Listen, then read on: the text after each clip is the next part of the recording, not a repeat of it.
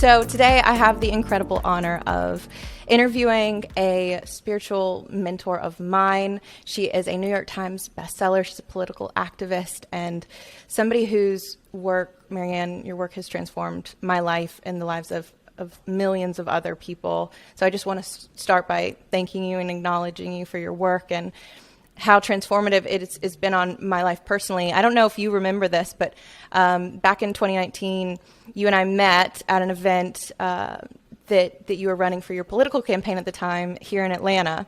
And I had recently reread A Return to Love with my dad. And it was so present for me at that point. And I found out right before you were to speak in Atlanta that you were going to be here. And I grabbed my camera really quickly and I ran down to the event center. And there you were, you and your campaign manager walked right in. And I didn't even know if I was really allowed to be there with my camera, but I just started shooting and they ended up asking me to film you. And I got to meet you briefly that day. And I'm just very excited to have this conversation, especially given all that's going on in the world. I think it's so timely and needed to have your perspective. Well, thank you so much. It was an honor to hear you say those things, and I'm glad to know that we have that history between us that I wasn't even aware of. So thank you. Well, you meet many people, but it definitely made an impact on me. And I want to just first ask, I guess, how are you today? Happy Friday. I'm doing really well, thank you. I think it's in many ways a sad time for all of us. The Afghanistan situation particularly hit me, but that's true of everybody that I know. But I think within that, there are ways to find peace, and within that peace, there are ways to help. Yeah. And that's where I'm geared, and like I said, so is everybody that I know. Yes, certainly. And you know, when I think about your work and the impact that it's had on me and my own ability to heal and find peace in the midst of significant trauma, after losing my mother and my sister, I can't imagine, and I can only imagine, I guess, how things might have been differently if my mom was able to read your work. And I know that my sister, who was really dedicated her life to the type of work that you were involved with, is something she would have loved as well. A Return to Love significantly helped me to really bridge the gap between a lot of the biblical principles that I had been taught that were wrapped in so much fear and shame that I couldn't really come to grips with. And it was like the way that you wrote about it, from obviously your Reflections in A Course in Miracles, it was for the first time these principles and these stories made sense to me, and they were tangible and real and applicable to me. And with that said, I'm just wondering for you, I guess, what is overall like the message that you want people to take away right now, even if they haven't read the book? This idea of walking away and releasing the fear that we have held and that we've been programmed to believe in and to have faith in, because you say in the book that there's no faithless person. We either have faith in fear or faith in love. What do we do as a society to begin to release our faith in fear and to step into the faith and trust in love and truth? That's not a change we can make as a society. That's a change we make as individuals, which then has a collective effect on the society.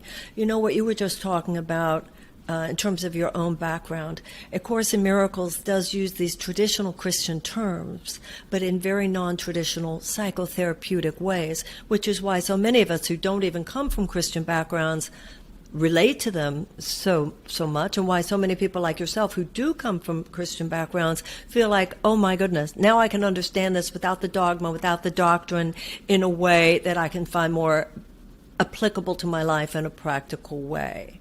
So that we are all learning that there are universal spiritual themes, whether we see them from a Christ-centered perspective or not, that transform us individually.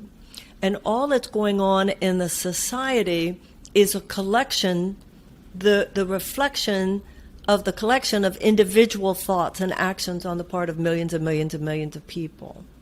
So we're not going to change the society unless we change as individuals, but that doesn't mean that that's all we have to do is change as individuals. Because as we do change, as we do realize the purpose of our lives is to love. That's why we're here. Love one another. That's why we're here.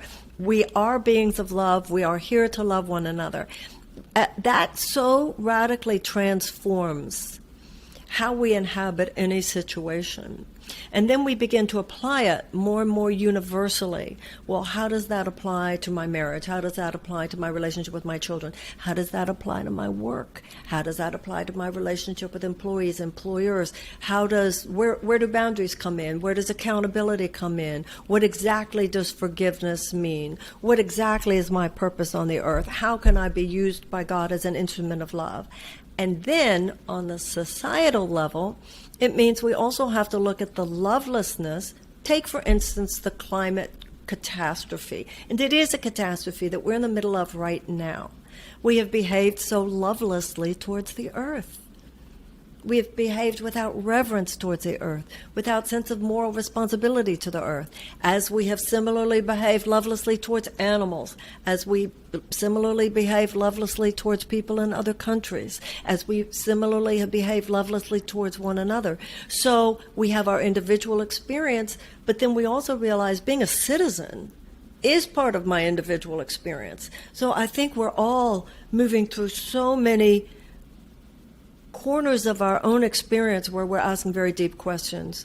Where have I been in it for myself? Where have I been in it without thinking of other people? Where have I been in it from a harsh place, from a judgmental place? And where can I now transform?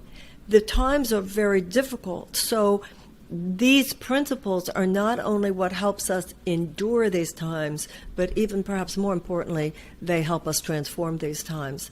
And that's what we have to do. So when you say, what does the society need to do?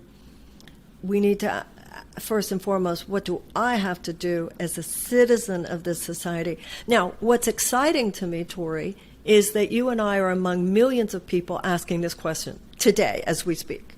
This is the zeitgeist of this moment. The almost silver lining of some of the terrible things that are happening is how many people are going, wait a minute, what's going on here? What's been happening for the last 40 years? We thought people were handling these things. And it's an awakening, frightening in ways. But the issue is to not let us, we have to look at the mirror, not only in our own lives, which we know from our own experience teaches us we have to do at some point. But we're having to do that as citizens of this country and of this world. The issue is, don't go into paralysis, don't go into cynicism, don't go into disconnection, don't go into depression, don't go into anxiety. Stay with me, stay awake. This is the role we have to have with one another, and we are going to grow as people, and we're going to change this thing. Yeah. So it's an exhilarating time, even though in some ways it's a brutal time. You're so right. I think on some level, at least those in my community, we all understand that if it's going to change, it has to start within each one of us. And to your point about the planet, I mean, the planet's crying out for us to save it in a lot of ways, and the world is in need of healing. You say in your book, we say God sent help, and he sent us. How do we begin to put love and faith into action? I think something I've seen in the spiritual community, and I love your take on this, is a disconnection from being sometimes an active participant in being the change that we want to see. Especially for those listening in this community, the young people of the world, how do we activate them to really activate their faith, to get involved, to be the change, instead of waiting for a system to change on its own, or just hoping and praying that things naturally get better? That's a very naive and immature perspective, and we need to call each other on that and stop coddling it. It's ridiculous. The system is doing what we're allowing it to do.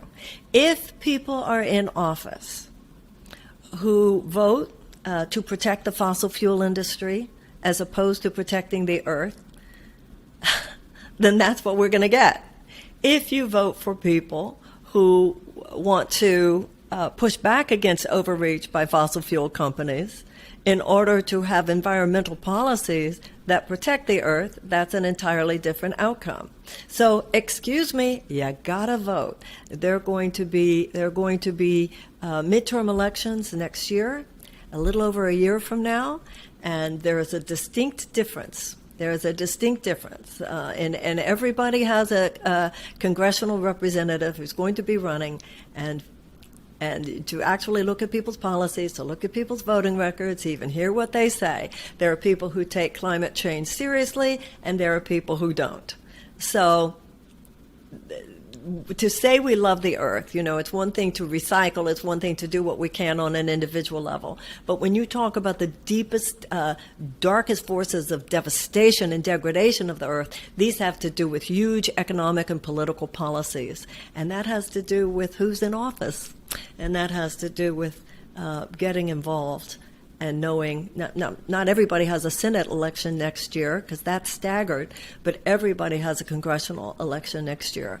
And who is in charge is going to make all the difference in terms of environmental policy. Yeah, I would totally agree with that. So what I'm hearing you say is, just on a practical level, is just getting involved, obviously going to vote, doing your research to understand what the issues are, whether it's, because the world is in chaos right now, with whether it's racial injustice, political upheaval, obviously the climate, everything that's happening in Afghanistan, the war the abortion law that was just passed in Texas. There's so much happening.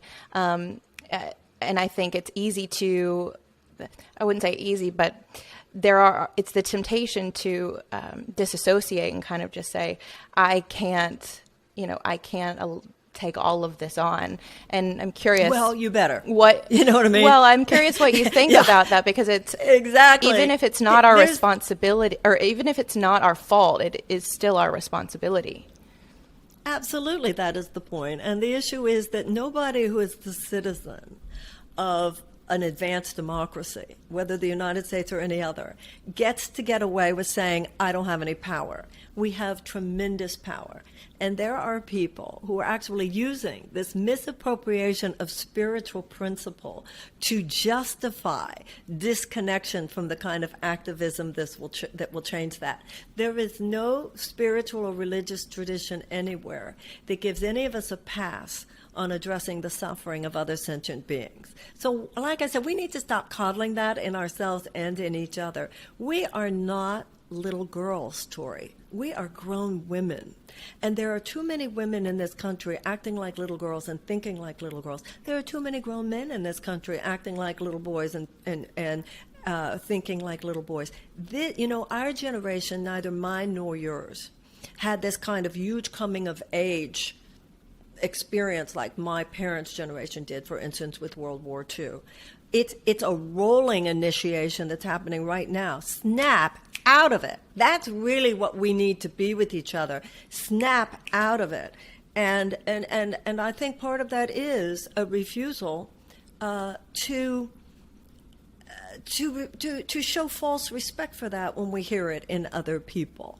I remember one of the more transformative moments in my own life when I was a young woman was when somebody just looked at me with just like, who are you? It was just, I was acting like a child. I was saying something immature, selfish, narcissistic, whatever. And I remember the look on that person's face. It wasn't even anything they said. It was just they were turned off. It's like at a certain point, you want to be respected by people who you respect. Sure. And this is a global challenge. We are talking now, Tori. Tori, have you had children? No, I haven't. Not yet. Do you want to someday have children? I do, and I also have fears around that, just given the state of the world. Exactly. That's how dire it is. When I ran for president, I used to say maybe I said it the night you heard me, I used to say to audiences, how many of you have either said or have heard a young person say, under other circumstances I would have a child, but given the state of the world, I'm afraid to bring someone into it. And no matter where I was in this country, several hands at least would go up. And I would say to people, please look around the room. Something is really wrong here. Now, not everybody is meant to have a child. Not everybody wants to have a child. But when you have people who under normal circumstances would and are thinking this world is too scary, something is really wrong, okay? Something is really wrong. No one gets to sit this out. No one gets to sit this out. All of us, and this is what I mean by we need to stop showing respect for, I don't know. No. You do know, and you are a grown person, and this is the generation that needs to change this. Wake up, show up, stand up, and then there is nothing we can't do. I remember a woman years ago, there was a woman, and she was talking about, there was some political issues or something, and she said, I just don't know. I don't know how to find out about it. I don't know what to do. I said, I have watched you. I have watched you get online. You want a size 4, pearl-encrusted Donna Karan year 2001 bustier, and you wouldn't stop until you found it. Do not tell me you do not know how to search the internet. Yep. Hello, girls. Right. It's like, no. We got to think of well, it like we become FBI agents when we go through a breakup. Exactly. It's like, exactly. You know, I need the Sephora. I need the Armani base in 5.5, not 5. Yeah. No, it's like, no. We need to, you know how to get what you want. Yeah. Just get what we need. As much as you get what you want. Well, I think it's what we need is as important as what you want. Completely. I think it is it's comfort. It's comfortable not engaging with these things. But it's a perverse comfort zone.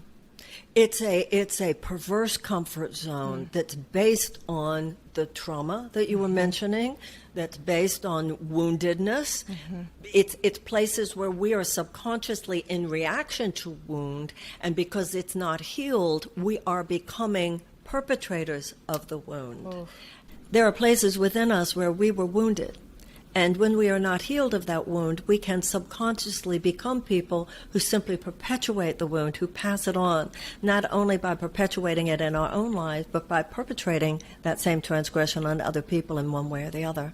We can, due to hurt and trauma, disconnect from our own agency, because oftentimes when we were traumatized, that's what the trauma did to us. It took away from us. It was an experience in which we were denied our agency, our full strength and power.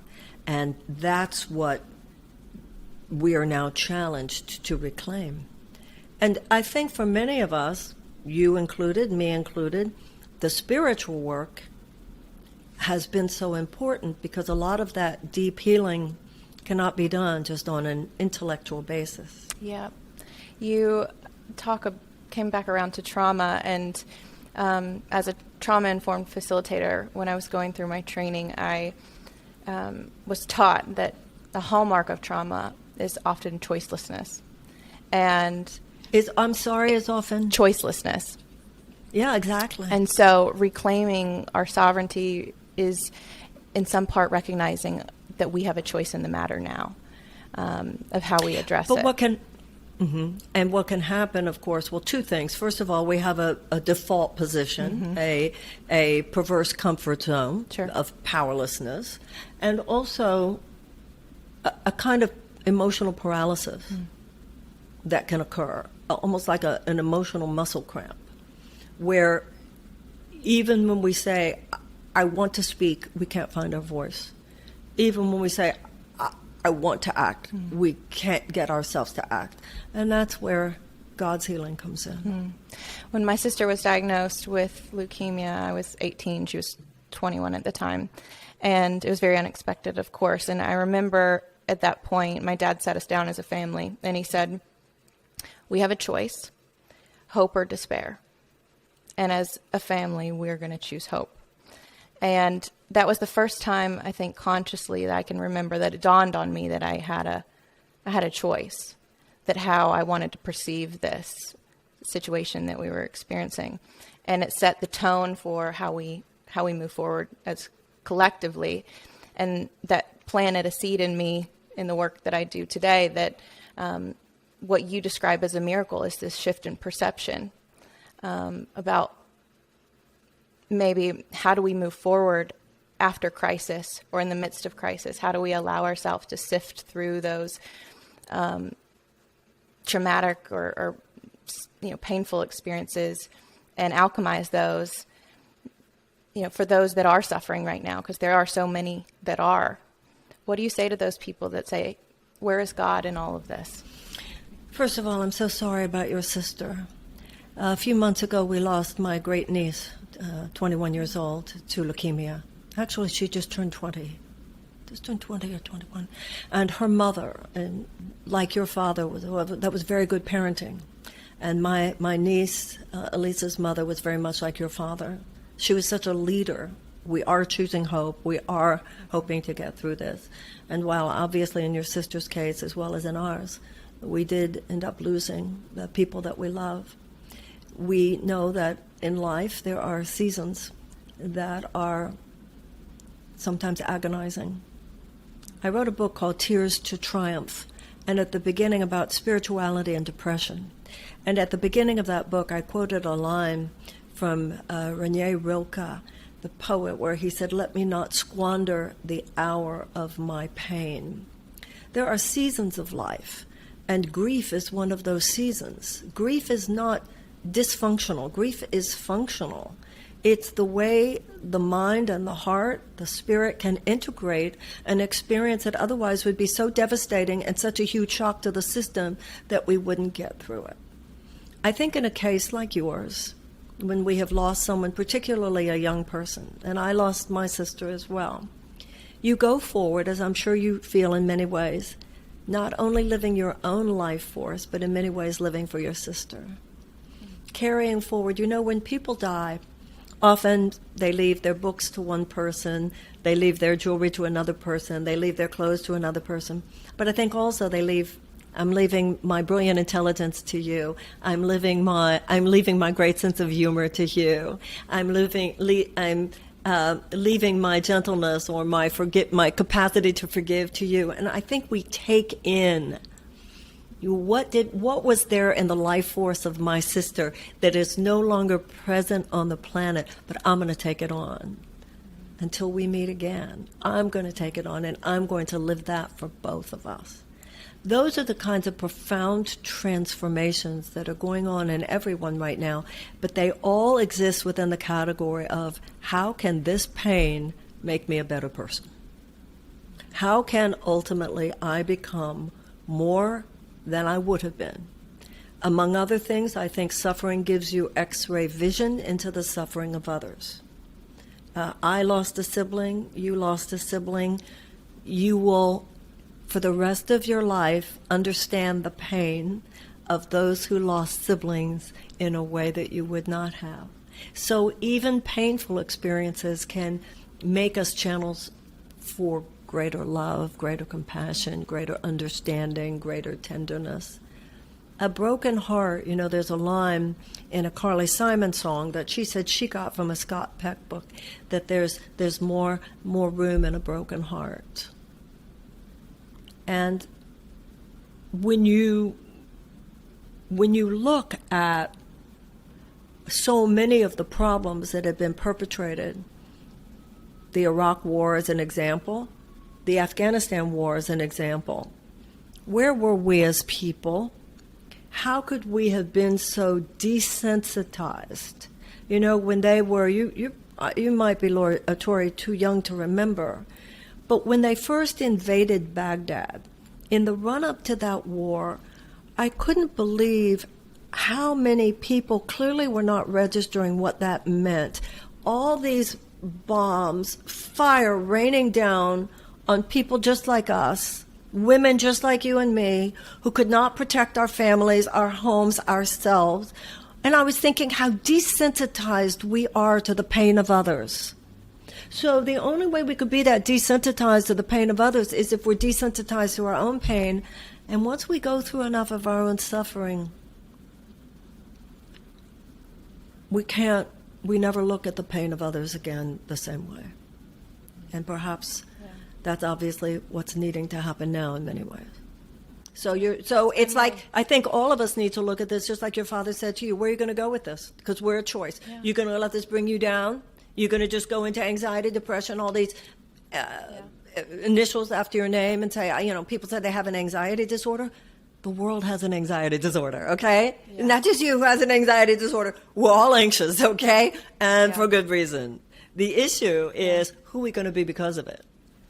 Right. And that's the thing. I would not be where I am doing the work that I'm doing because I felt like so much of my suffering required me to be in, I was in a group I didn't ask to be in, in a lot of ways.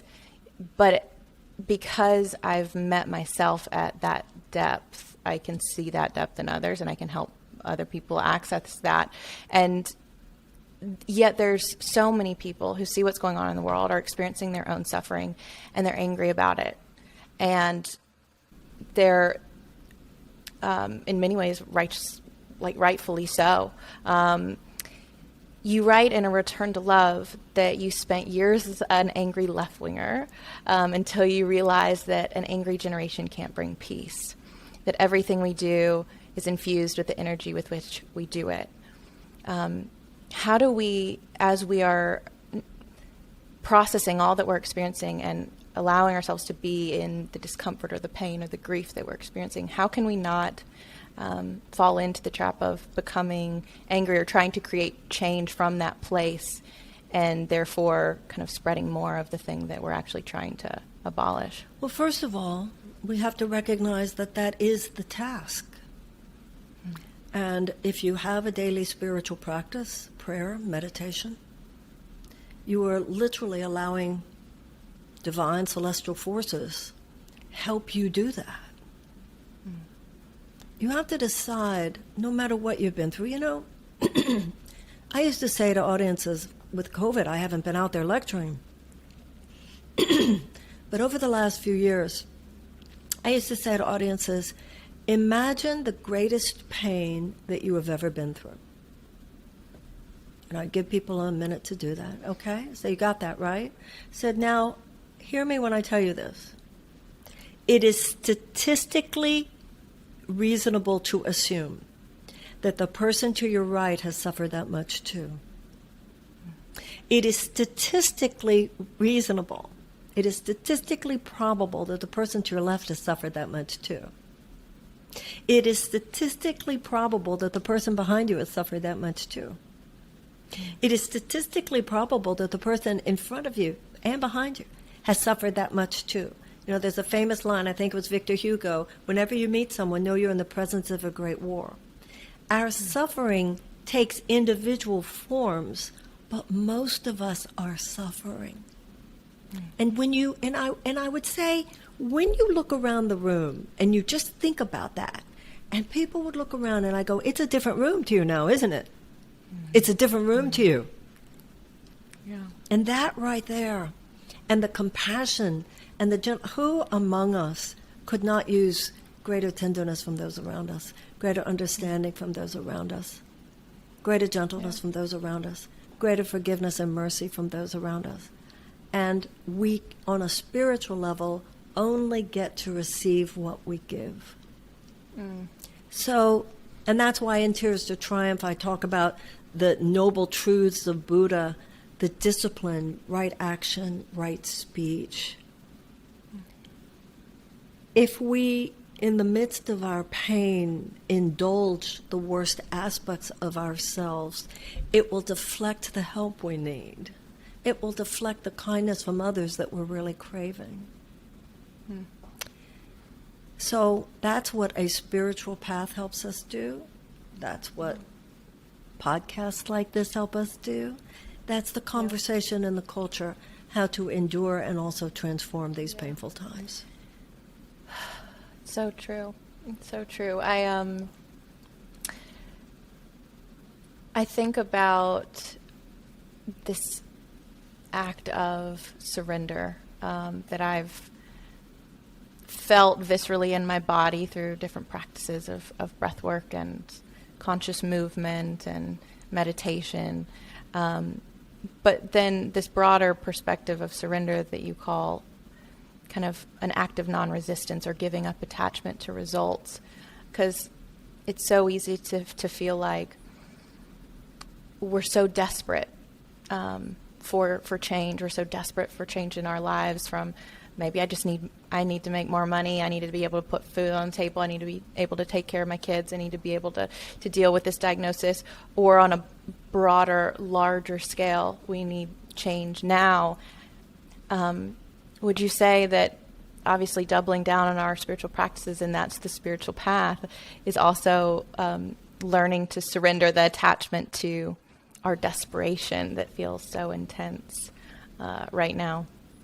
I don't think we should make ourselves wrong for our despair. I don't think that's, I don't think the answer lies in, stop being desperate. That's a little brutal towards ourselves. But I do think there's an element here of realizing that things are so much harder for people than they need to be in the richest country in the world. The root of a lot of what you just said lies in economic injustice. If everybody, for instance, when COVID started, this country could have just given $2,000 a month to everybody until this was over. If people had their college loans, if people weren't shackled by their college loans, if people could go to college for free, if people didn't have health care bills, so much of the despair that you're mentioning is because people are living in chronic tension, economic tension, and anxiety. Now, I'm the first person to say we've got to pray and meditate. But what I saw in my career, when I first started lecturing on A Course in Miracles, which was 38 years ago, I had the privilege, Tori, the privilege of being there for people whose lives were in trouble because of situations such as your sister's death, AIDS, things that were really just these things that happen in everyone's life, and wow. But I started seeing a change about 15 or 20 years ago. And that's how many people were in trouble who weren't in trouble because of things like that, who had done everything right, but who were living in a society where policy after policy just makes it too hard for the average person. Like you were saying, fear of having a child because you don't know what the environment is going to be like, or having children who are experiencing such things as asthma at such high rates because of environmental pollution, not being able to be in the job that you really want to be because you have to be in the job you don't want to be because they have the health insurance benefits. And then we call the chronic anxiety that's produced by all these things mental health issues. These are not mental health issues. The mental health issues are on the part of the people who are passing these sociopathic, soulless, loveless policies that are keeping millions and millions and millions of people in pain. So we're going to have to change this. Nobody's going to change this but us. When you look at the UN climate report and when you look at what happened in Afghanistan, we need to wake up and recognize that the prevailing economic and political and even military authorities in this country have not only ill-served us over the last 40 years, they have harmed us. And like other generations who have been through tough times, we have to rise up. And that starts with voting, it starts with political activism, but as the Dalai Lama says, in order to save the world, we must have a plan, but no plan will work unless we meditate. It's both and. Sometimes people say, is it the inner work or is it the external work? Well, the external work is just a reflection of the internal work. But at this point, the problems are so extreme on the external, you have to work on both. And you know what? There are a lot of hours in the day. You meditate, you pray, you do your spiritual work, you take care, you do yoga, you exercise, you eat well, and then you go out and kick ass. Yeah. You do both. Because otherwise, this world will not change. Just having that conversation around children and thinking, just actively speaking out the fear that I have, and then having my mind processed that as I was saying it and thinking, okay, well, that's more work for me to do around moving out of fear and back into love, right? Because I'm letting that rule me. And what is But you know what? I'm sorry. No, please continue. Yeah, what is your thought? Because that's what's happening in my train of thought as I'm thinking, this is somewhere that my thinking is based in fear, which is not reality. It's showing up as truth for me in this 3D experience, but how it can feel like, oh my gosh, there's so much fear to unlearn or to release, that how am I going to live my life? Yeah. The perspective of the Course in Miracles is that fear is to love what darkness is to light. You don't analyze the darkness. You don't hit it with a baseball bat. You turn on the light. You don't analyze your fear, process. I mean, there's a certain point where processing becomes spewing. There's a certain point where the processing just becomes self-indulgence in a narcissistic circle. You turn on the love. I got to do this for my kids. I have to do this for other people's kids. Tori, you live in Atlanta. Georgia is a hotbed. Excuse me. You want to talk about policies that harm children? You want to talk about policies that harm children? You look at the policies that are now promulgated by some of the congressional people and senatorial people, local and federal, in your state. You could be someone so powerful and so helpful. It's right in front of you. It's a stark difference. And I consider myself at this point basically an independent. I think both political parties have so much to answer for. But I'm sorry, on these issues, one is infinitely better than the other. Sure. And that's just the way it is. Yeah, I completely agree with you. I mean, I see, one thing I've come to learn, and I think all of life is school. That's why I call my brand, my podcast, everything's about being coachable, being willing to learn how to do something better. I never want to be the person who, is thinking they're the smartest person in the room. I always say, if I'm the smartest person in the room, I'm in the wrong room. I want to be learning from others who are doing the things I want to do, or talking about having the conversations that I think are impactful. And so I see life as kind of this school to come in and to learn lessons. And many of us will learn a lot of those, and many more of us won't.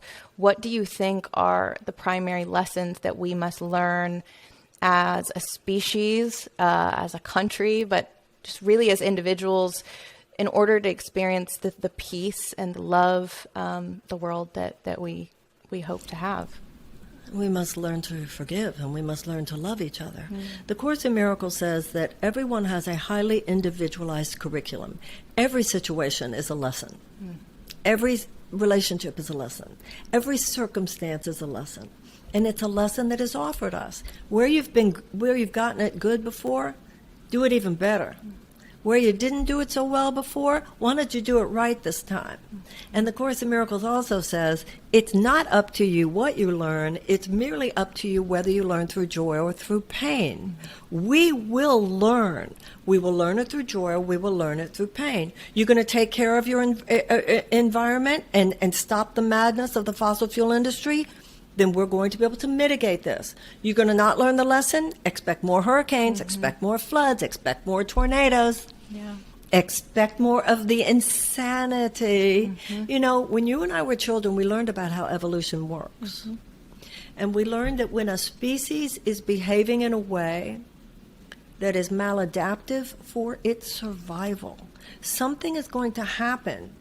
A mutation will occur, and it will evolve in a new direction, or it will go extinct. Species go extinct, and this one could as well. And we are on a trajectory right now of such collective self-destruction. Most Americans aren't dealing with the fact the United States alone has 7,000 nuclear bombs. Right. Okay? Now, I see the great religious figures, Jesus, Buddha, Moses, etc., I see them as the mutation. They are displaying for the human race, for this species, there's another way we could do this. We could let love rather than money run the show. We could let humanitarian principles rather than economic principles guide us. And if we do that, we will move in a different direction. And that is what we must learn to do. On 9/11, If you said to me, Marianne, Who, of all the people you've known in your life, name 5 people who are the kindest, sweetest, most wonderful, most fabulous examples of humanity. And if you wanted people in the world to say, oh, that's what an American is, tell me the 5 people. One of them would have been my friend Barry, who died on one of the planes on 9/11. She was a great individual, couldn't have been more spiritual or more beautiful. But we're all reaping collective karma right now. Mm-hmm. I think we can all sense that. None of us can buffer ourselves. You know, you talk about health and children. You can drink green juice and you can be gluten-free. You can do all this stuff on an individual basis, but if they're poisoning the air and they're poisoning all the chemicals in the water, you can't wall yourself off now. So the zeitgeist of this moment is what we have to do together. It's not what they're going to do. It's what we're going to do, but we have a representative government, so who we vote for and who we help to get elected matters. Yeah, it so does. And I think there's this destruction of this old paradigm, this old way of living that's happening simultaneously while this new birth is being born. One world is dying, another world is being born. And we have 2 roles, death doula and birth doula. We have to be those who are helping that which is falling apart, fall apart more tenderly, like taking care of all these people who are in the path of the hurricane. Yeah. Right? And being mothers, being just like a woman when she has a child, your womb is where, you know, the child emerges from. Our consciousness is the womb of this new world. Because it won't be enough young people like yourself, in order for the species to continue. Young people are going to have to continue, enough of them to have children. But if we don't create a wiser world, then it won't be safe for children to come in. And that consciousness, the consciousness's womb, is true of us no matter what age we are.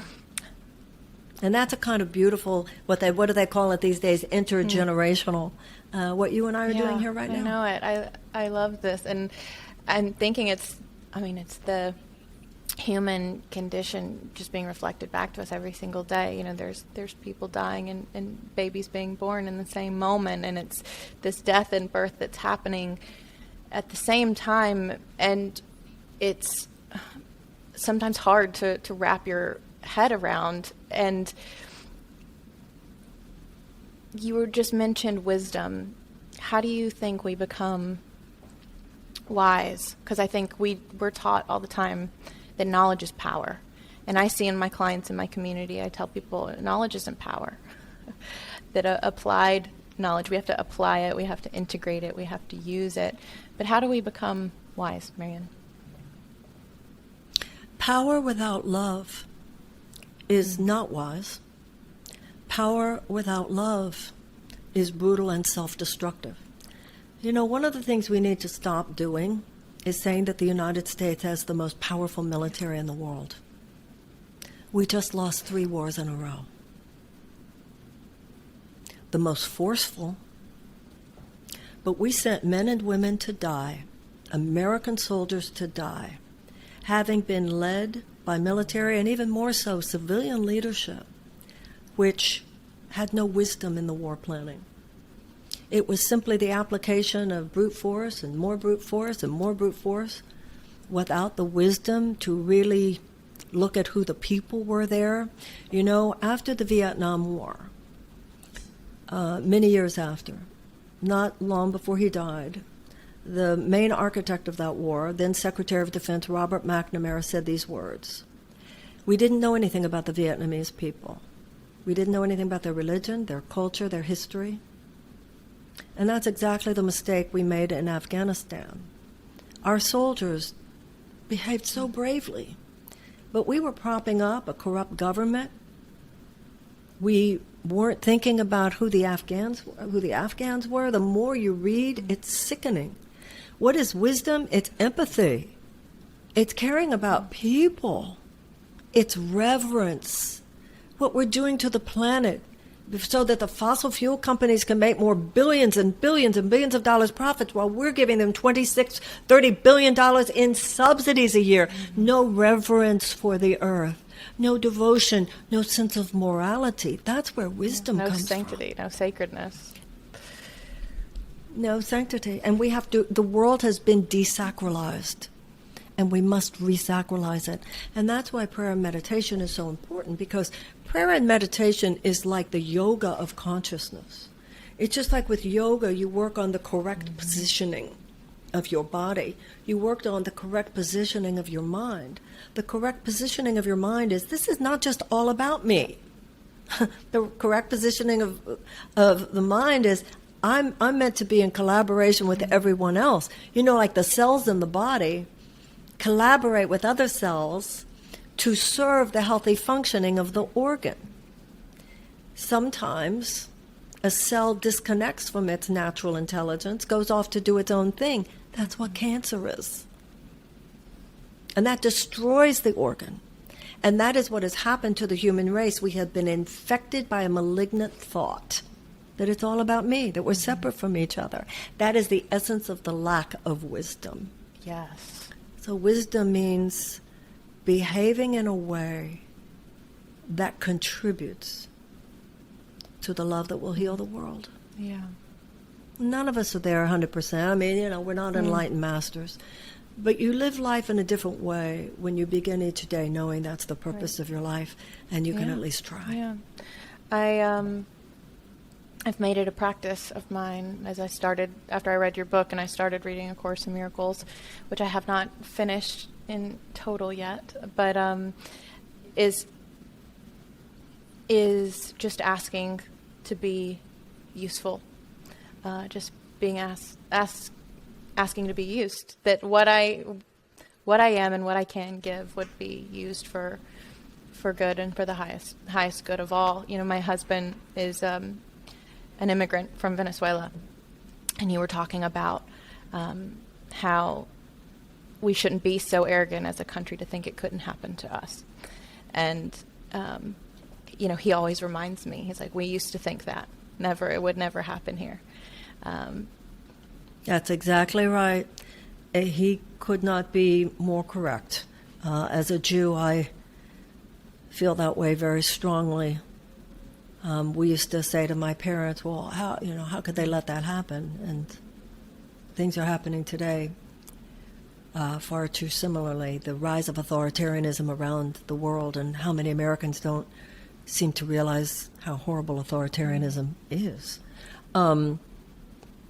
There is also something that you were saying before. I'm sorry, I can't even remember what it was. I was going to say to something that you said. It's okay.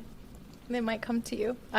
We're kind of bouncing around, but ultimately I feel like this through line of what we're talking about is transformation.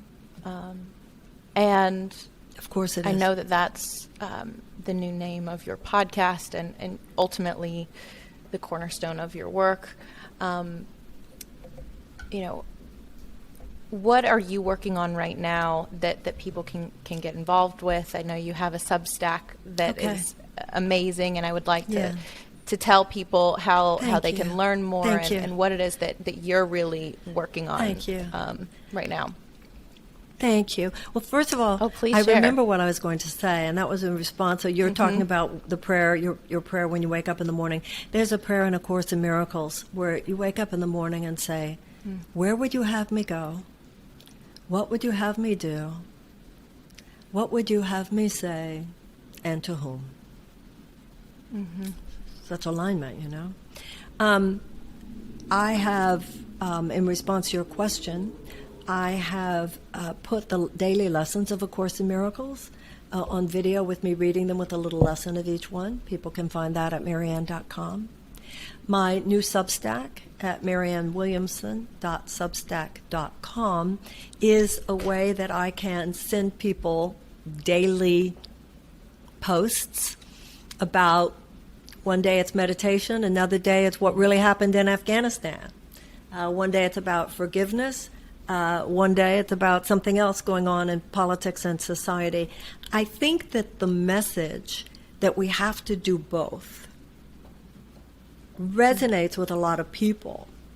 But a lot of people are like, well, I've been working on my personal stuff. I don't know anything about the other. And I'll tell you, my feeling is, well, I'll teach you. Other people have been working on the political, and they realize it's burning me up. I'm becoming this angry thing, and I know I have to do the personal, but where do I start? So I hope my Substack is a place where people can start. And I have a life's work, my book, A Politics of Love, my book, Tears to Triumph, about depression and anxiety. All of the great spiritual and religious paths teach us the same thing. This isn't an age anymore of data collection.